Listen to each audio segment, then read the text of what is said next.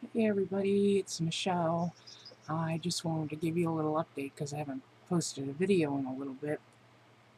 Just a few things that have happened since my last video. We've had a cat that died just a couple days ago. Not sure what was going on. We think she got into some poison or something, and she was fine about 3 days before that, and then I didn't see her the next day, and then the day after that I saw her and she was sleeping a lot, which is kind of typical for a cat, but also kind of not typical for her.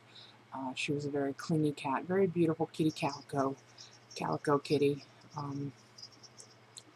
but just almost immediately once we picked her up, we noticed that things weren't right with her, and within an hour she had passed away. So we lost one of our cats, and um, she's gone on to kitty heaven, and that's okay. That's okay. That's a good place for her to be. She was a good kitty. She was an indoor kitty. Her name was Anna, partridge in a pear tree, because I thought she was going to be the last animal we would get. Little did I know that we'd end up with 3 or 4 more. But we lost Anna the other day. Yesterday, my husband adopted my son, my 16-year-old son, and my son's name is changed from Carmichael, his last name's Carmichael, or was Carmichael, to Williamson. So now there's 3 of us in our family that all have the last name of Williamson, and that's really special to me. I always felt like he might have felt a little outside of the family or outside of the dynamics of this family unit because he had a different last name. Not in his head, but I know that it would have bothered me if my mom had a different last name than I did, or that it looked like she married this guy and then the guy didn't care enough to want to include me in the respect of carrying the last name. We've had to go through some steps to um, get rid of my son's father's parental rights so that we could actually allow my husband Craig to go through this adoption. And yesterday we were in court and it happened. So yay, that's an awesome thing.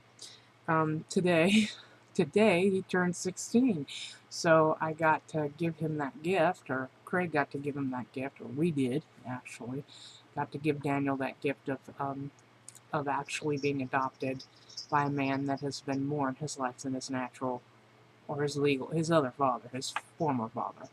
Um, and that means a lot. I really appreciate my husband for going through that. That's a difficult choice to make when you want to take on the responsibility of someone else's kid, and he did it and said that nothing changed. He felt exactly the same. I got all emotional and started crying in the court when we were waiting for paperwork and stuff. I just could see that dream that I had fulfilled, and how great it's going to be for Daniel to move forward with this new last name and not carry the legacy of his father with him anymore. My in-laws are coming into town today at around 5:30 or so. They're going to be here, and here in Oklahoma City, and that's kind of neat because they're spending the entire weekend with us to celebrate Daniel's 16th birthday and to visit because it's summertime. So I got all of Daniel's presents all wrapped up while he was sleeping this morning. He has no idea what they are, and I have them right here, right next to me on the floor. Um, some of them he'll appreciate, most of them he'll appreciate, but some of them he won't. But they're gifts from me because I think that he needs them. And one of them is a set of scriptures, a Bible, a Book of Mormon, and a Doctrine and Covenants triple. In case you didn't know, I'm LDS. I belong to the Church of Jesus Christ of Latter-day Saints, and I'm trying for gastric surgery. So if you have any questions, you're more than welcome to ask. If you have anything that you'd like to know about my faith, I'm more than willing to answer the questions. That's not a problem. But anyway, my in-laws are coming into town, and they're going to spend the entire weekend with us to celebrate Daniel's birthday, as well as our anniversary, which is coming up in a week and a half or something like that. Today is officially 3 weeks until I have my doctor's consult for the surgery to figure out what day that we're going to do it. I think he's going to choose November or December. That's what I'm thinking. It depends on what he feels like some of my issues are. Um, I have type 2 diabetes, so we're going to have to deal with the fact that we have to lower my sugars, and that may take me longer down the road than normal. But then it might not. I don't know. He might just give me some metformin and say, here, take this while we're waiting on your surgery date to show up, and then we'll have the surgery in, I don't know, November or December, I think, is because we're in August. I mean, we're in July, so August, September, October would be 3 months.